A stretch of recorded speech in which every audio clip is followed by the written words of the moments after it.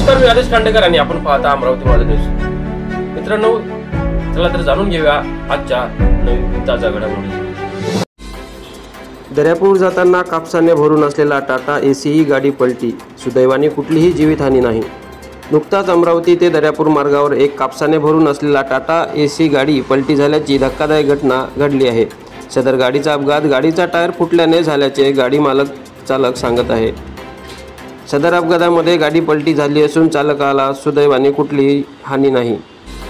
शेतकऱ्याचा कापूस भरून विक्रीकरिता टाटा एसी कंपनीच्या गाडी शासकीय बाजार समितीमध्ये घेऊन जात होता.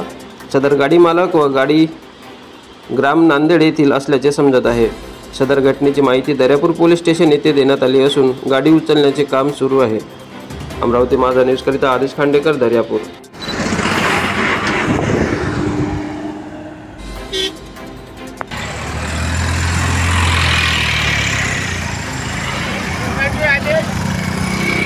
अरे त्या पोराची होय, बरं झाला टायर फुटला म्हणते. पाहिजे रे भाऊ.